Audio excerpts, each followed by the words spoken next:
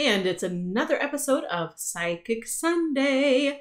I'm your host, Reverend Erin-Ashley, the founder of Spiritual Mechanic, and you can sign up for email updates at spiritualmechanic.com. All right, so in this episode, we're going to talk about how to trust your intuition.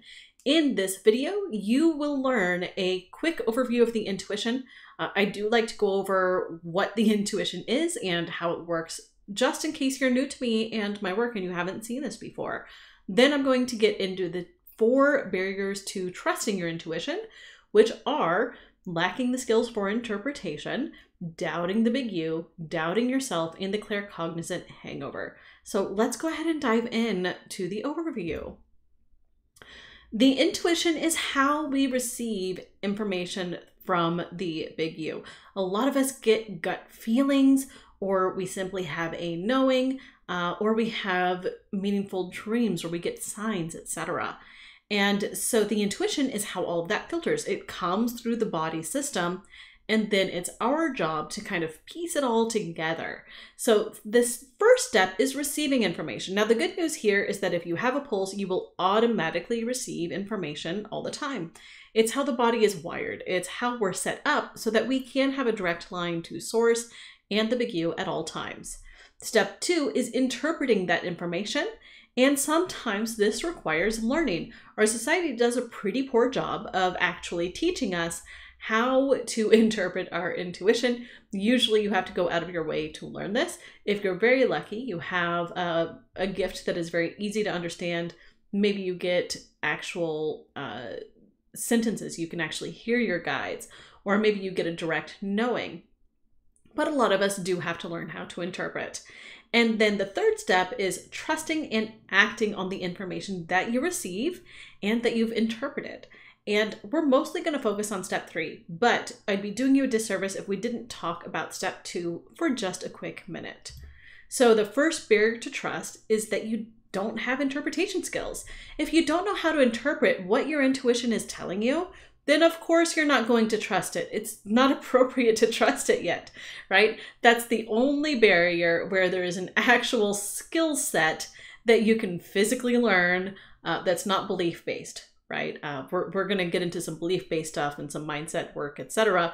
But this is just a normal skill set that most of us do have to learn at some point.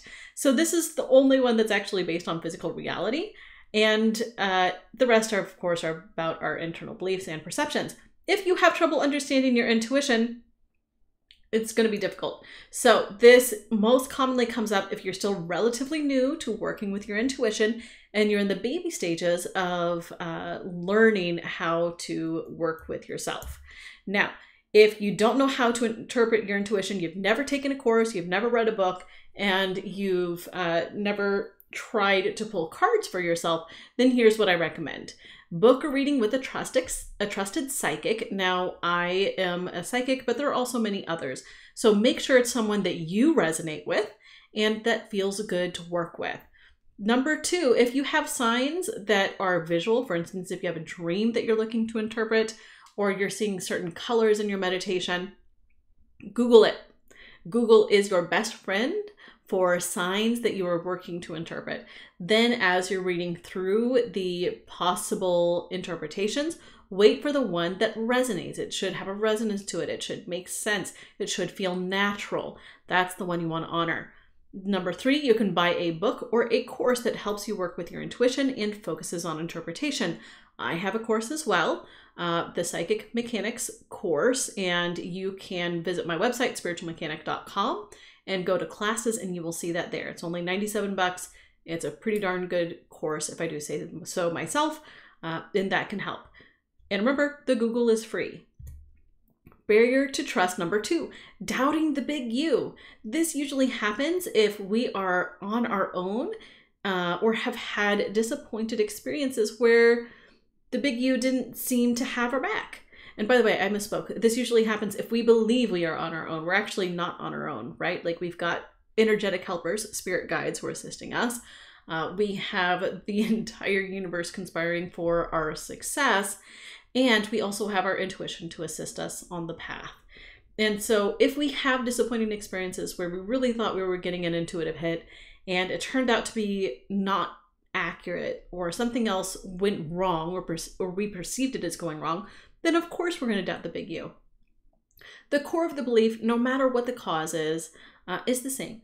The big you doesn't have my back, and I'm mostly alone on this weird physical earth plane.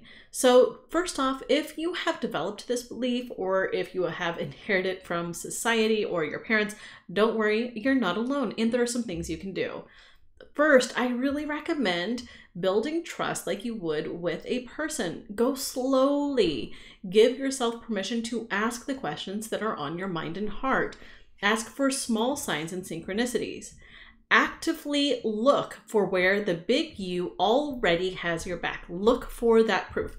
There's somewhere where you have been blessed, and it doesn't matter if you have a pulse, there is some part of your life where you have been blessed. Actively look for that. Then start to notice the small and big wins that are happening for you, that are unfolding. It's very easy, especially if we have a negative experience, to focus on the negative. And I'm not talking about denial, where something happens and you stuff it down and pretend like you don't have the full range of human emotions. I'm talking about actively cultivating trust and actively noticing the small and big wins on your path. And slowly prove to yourself over time that the big you does have your back. Beginner mistake alert. Okay, so I see a lot of folks start this path and kind of treat the universe as a candy machine.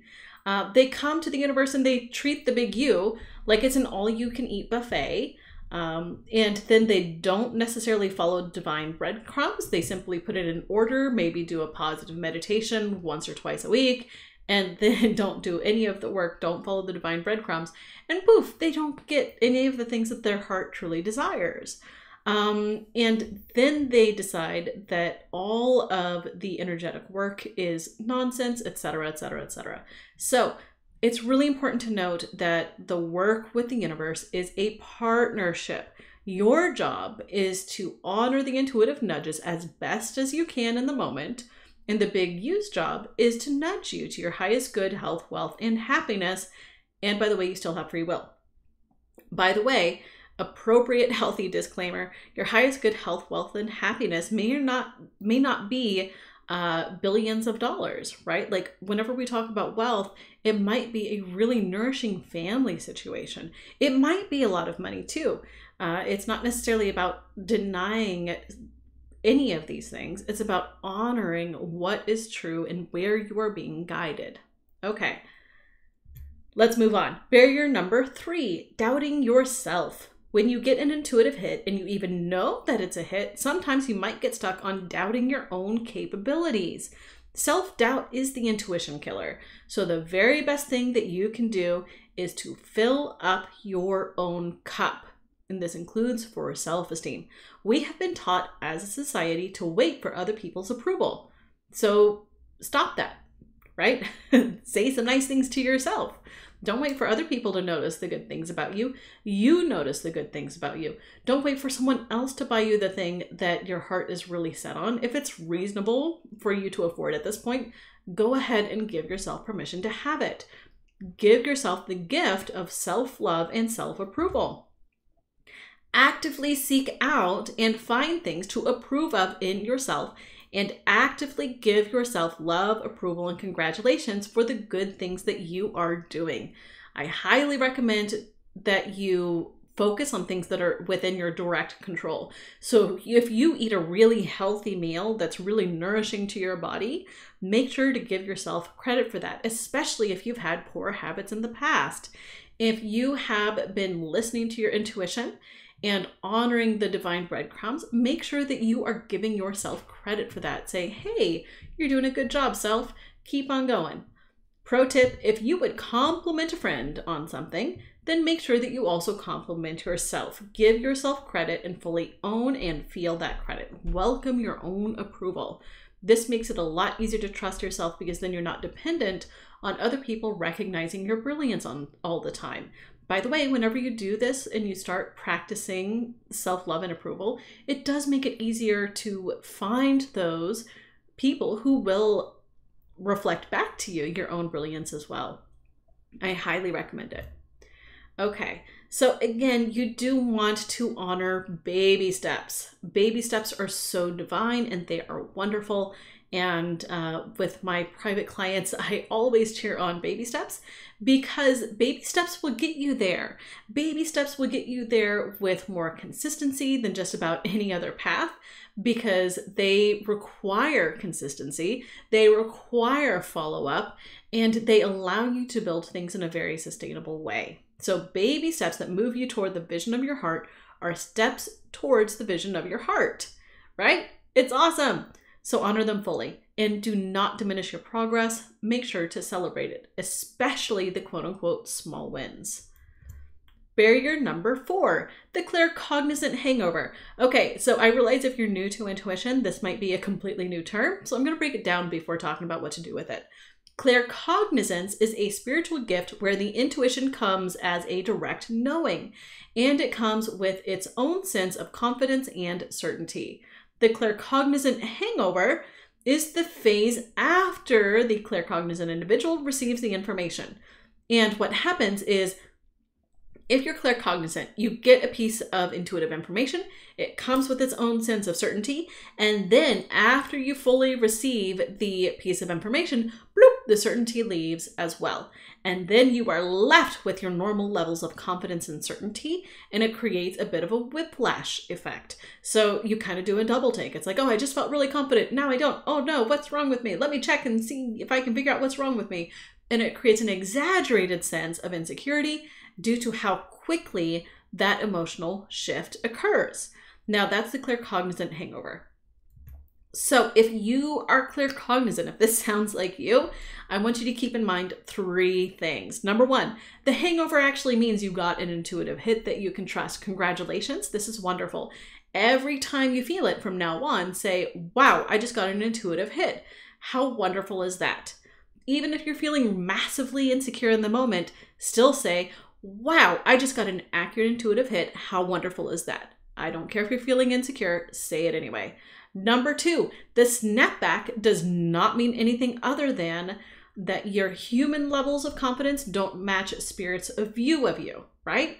That's it. It just means that you're a human with lower than spirit's level of self-esteem for yourself. That's it. That's all it means. It doesn't mean literally anything else. Number 3, you can cultivate feelings of confidence by asking to be shown to see yourself like spirit sees you. This is kind of my life hack for claircognizance. Just ask to see yourself like spirit sees you. And then when you get an intuitive hit, you get a clear knowing, but with less of that claircognizant hangover. And plus, you're already feeling confident on top of that, which means that you can take appropriate aligned action. And that is just lovely. Okay, so now to you, have you learned how to trust your intuition? What helped you do it? Share your story in the comments and definitely support your other fellow spiritual mechanics. This is a community and I deeply appreciate you listening. Thank you, and I will definitely see you in the next episode. Have a wonderful day, and if you're not already subscribed, make sure you go to spiritualmechanic.com. And that's how you get notifications for these videos, as well as any cool things that I have going on. Have a good day.